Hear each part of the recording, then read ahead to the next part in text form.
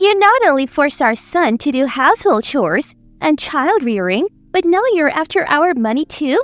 Get out of this house, you leeching lazy bum only bringing in $700. I broke into a cold sweat as my mother-in-law pointed a knife at me and shouted. I was heartbroken after all. I was doing all the work and taking care of the kids in place of my jobless husband. I had reached my breaking point. I abandoned the chores, grabbed my child, and decided to head back to my parents' house. My name is Emily, 23 years old, living with my husband, our child, and my mother-in-law.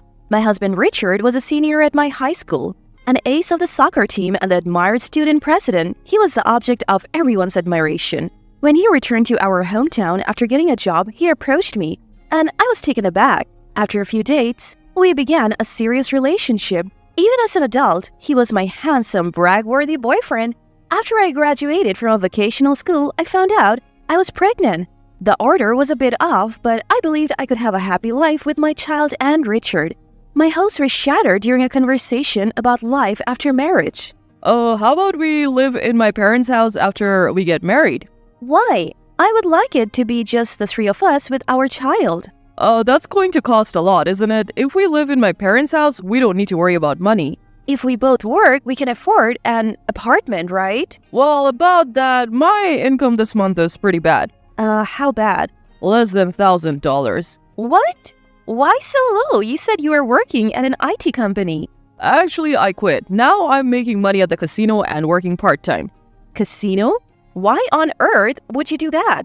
Apparently, he quit his job after just 1 month. If you're willing to cover all the expenses, I'm fine with living in an apartment. His detached tone made me anxious, wondering if I was the only one excited about our new life. Seeing my concern, he held both my hands tightly.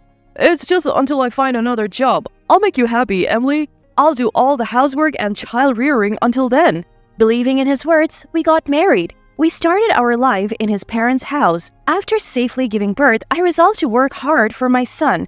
Both Richard and my mother-in-law seemed happy, and I was looking forward to our future life together. However, even after the birth, Richard didn't do any housework or child rearing, spending his days at the casino. Off to the casino again? What about the housework and child rearing? When I pointed out his broken promise, Richard suddenly yelled back at me. Don't you dare! Tell me what to do. Confused about why I was being yelled at, mother-in-law showed up having heard the commotion. What's all this noise? Oh, it's just that I'm busy with work and she's asking for help with housework and child rearing. What? That's a wife's job. Richard hadn't told mother-in-law he quit his job. He portrayed me as the worst wife, pushing housework and child rearing onto him. Mother-in-law, initially kind, started hating me after buying into Richard's story. Richard continued his part-time work and casino visits. Though he only earned about $700, he would ambitiously go to the casino, aiming to double it, but ended up losing everything. I paid most of the living expenses. Consequently, our life became tough without me working. So I started working again after leaving our son at a childcare center. Thankfully, my qualification as a dental hygienist landed me a job pretty quickly. But every day when I got home from work, I was met with my mother-in-law shouting, "What time do you think it is? This isn't playtime. You're a parent, yet all you do is frolic around. Get to making dinner now." In her frustration, mother-in-law slammed the newspaper she was holding onto the floor. She had a habit of lashing out at things, sometimes going as far as smashing plates. When she got really angry, my mother-in-law was the explosive type. Her attitude would shift at the slightest annoyance. The fear of not knowing what she might do next kept me submissive. But between caring for my young son, working, and doing housework every day, I was mentally and physically drained. I couldn't take it anymore, so I decided to talk to Richard again. I caught him early in the morning before he left for the casino. "Listen, I am at my limit. You could help out with our kid a little, couldn't you?" What? Like I said, I'm busy. I'm preparing to get a new job. You understand, right? Would you rather I stay unemployed forever? You'd be in trouble then, huh? The father of your child, jobless. If you don't like it, just do as you're told. But we are barely scraping by as it is. I am covering all our food costs with my savings, you know. Do you have any idea how much diapers cost? You say you're earning at the casino, but you never give us any money. Our living expenses were mostly covered by my money. Mother-in-law used to pay for utilities, but recently she started asking for $500 a month, so I was dipping into my savings. Even the food costs were coming out of my savings and my money was running out fast. All I had was money saved from a part-time job I had when I was a student. Enough. The nerve of you to talk back. You have a lot of nerve to say such things after you moved into my house. Richard was usually very kind. However, when it came to money or casino-related issues, his attitude changed drastically. Hearing Richard shouting, mother-in-law entered the room. What now? Is your wife complaining again? Yeah, she is. She's telling me to do housework and childcare, and to pay for living expenses on top of that. What a brazen woman you are. Richard, you should go to work. Thanks, I'll be going. With that, Richard left. As soon as Richard was out of sight, mother-in-law's gaze sharpened. You have got some nerve. Pushing childcare and household work onto us and demanding money, you should be ashamed. It's not like that. I'm not making demands, it's just that, without a little help, life is really tough.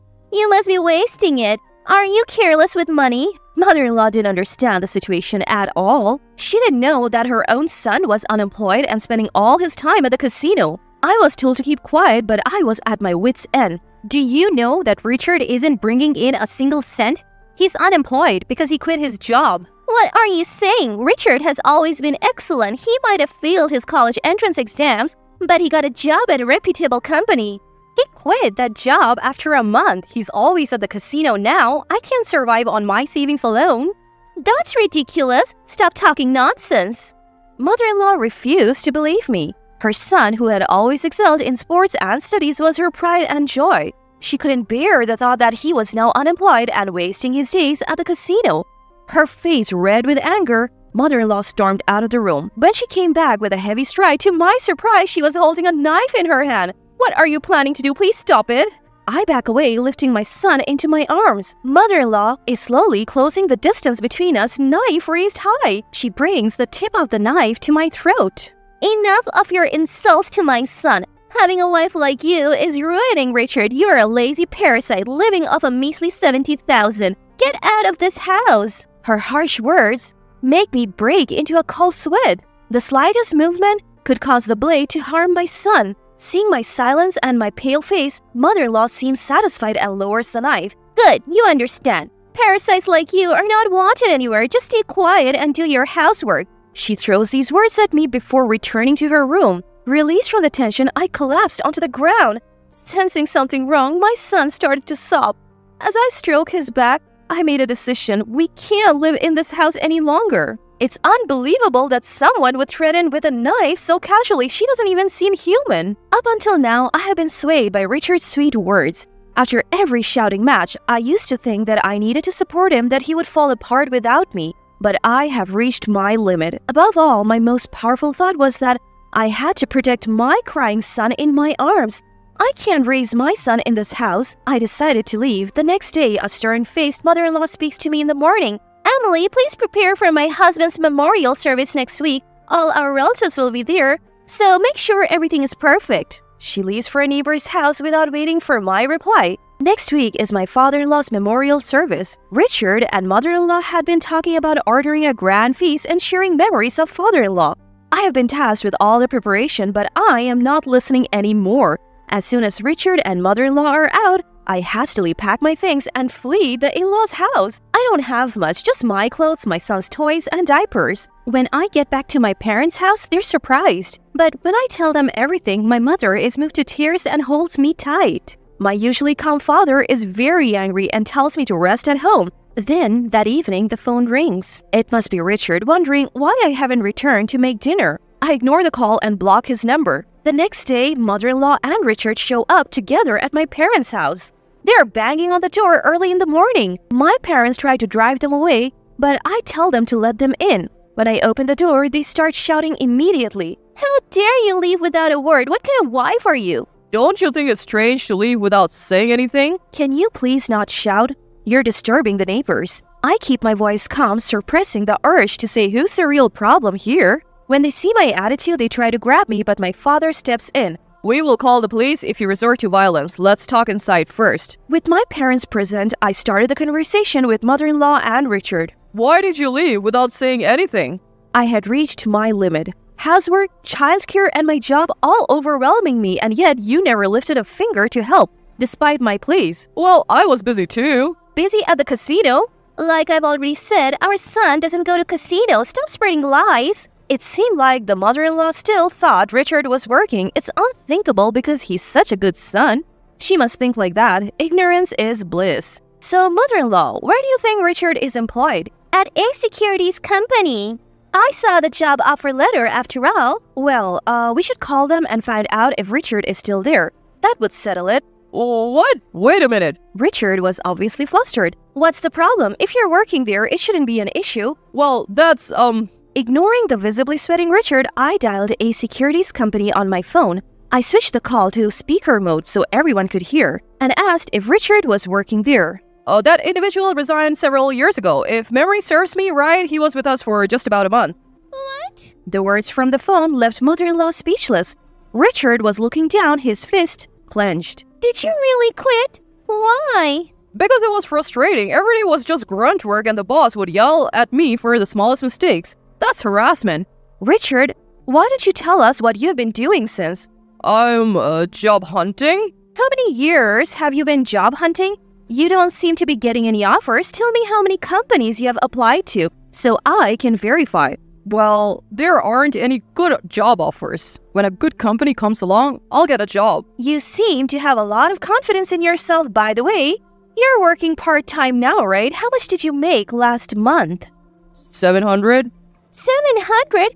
Didn't you tell me that Emily could only earn 700 and couldn't support herself? So you were the one supporting her? Apparently, he told mother-in-law that I wasn't earning anything, but the reality was quite the opposite. As a dental hygienist, my salary isn't huge, but I earn at least $2,000. Knowing the truth, mother-in-law was blushing furiously as she glared at Richard. In that situation, Richard became extremely angry. Why do you have to do this? This is all your fault, making me look like a fool. Seems like his pride was hurt and he couldn't stand being embarrassed, so he hit the table hard. You shouldn't reveal things like this in public. It's defamation. I sighed in disbelief. If you want to sue, go ahead. But I'll sue you for threatening me with a knife too. Besides, lawsuits aren't free. Do you have the money? At that, Richard clicked his tongue. He probably spent all his earnings for this month at the casino. As mother-in-law was in shock, after learning the truth about Richard's unemployment, I laid it out for her. I am the one earning all our living expenses. When we got married, Richard said he would take care of housework and childcare in place of my job. But after we married, he did none of it. That's different from what I heard. Mother-in-law just went ahead and trusted whatever Richard told her, right? She got upset when I asked for help with the chores and childcare. She even pointed a knife at me and told me to keep quiet and do my housework. I could see my mother-in-law's face turning pale. Standing in front of my parents being called out for her misconduct, she looked uncomfortable. Mother-in-law, you haven't contributed a penny to the household either. We have been living on my income this whole time. I have no intention of working for you any longer. So I would like a divorce, please. Divorce? Hold on a second. Don't just drop that bombshell all of a sudden. Yes, that's right. I'll help out too. So please come back. No, thank you. When I made my stance clear, their eyes widened in surprise. They were likely startled because I, who had always acquiesced after being yelled at or persistently begged, had clearly refused this time. I don't want to live with a person who threatens me with a knife just to get their way. I'm tired of living with Richard, who does nothing but gamble at the casino all day. I am going to make sure you pay me compensation for all the hard work I have put in so far, as well as child support. No way! That's going to be a problem. I can't possibly ever to pay that much. Well, then quit gambling right now and start paying. But there is no way I can do that. I don't have a job. I was appalled by Richard's stupidity. You don't have a job because you're too picky about what work you do. Don't you have any desire to do whatever it takes? There aren't many companies out there that would hire someone without any significant qualifications or work experience. Don't take society for granted. Many people are out there working their hardest in difficult situations to earn a living. Yet people who quit their jobs at the drop of a hat because they got angry or didn't enjoy their work, no one's going to want to hire them.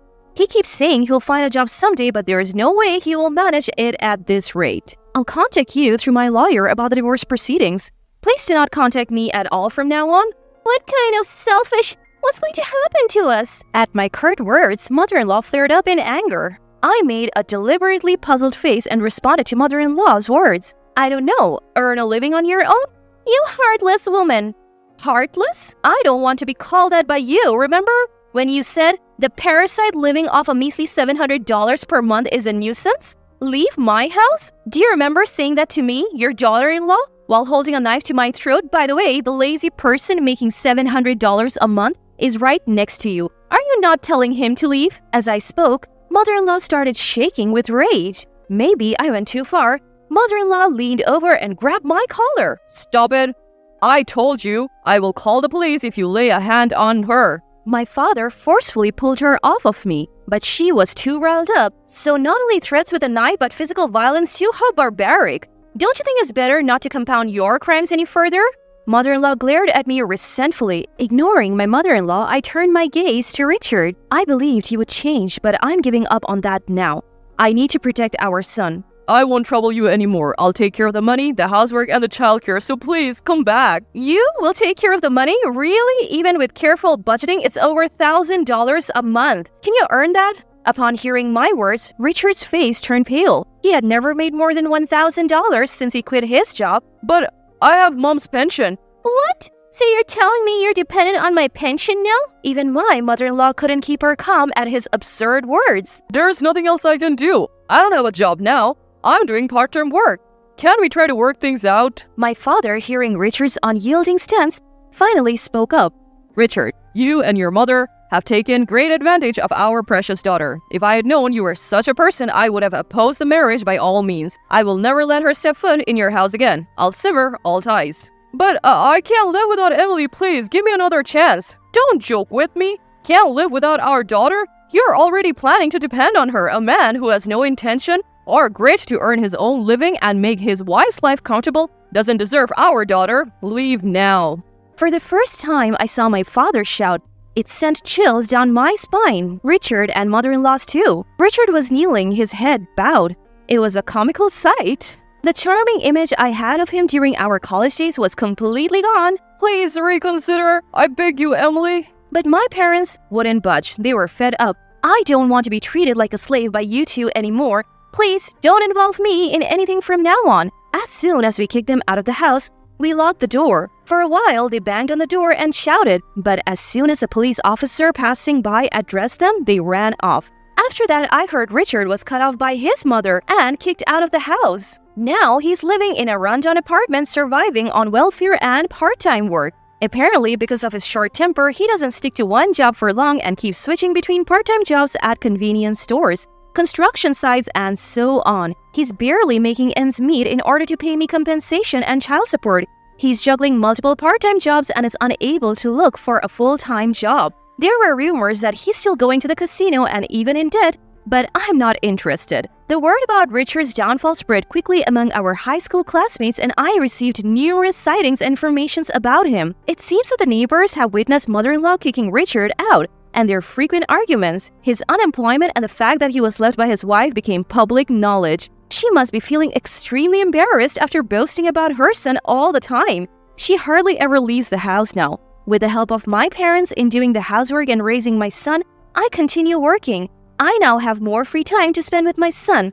I don't need to leave him at the childcare center since my parents take care of him, so everything has been great. I wish I had divorced sooner. From now on, I'm going to cherish the time I spend with my son and watch him grow up closely.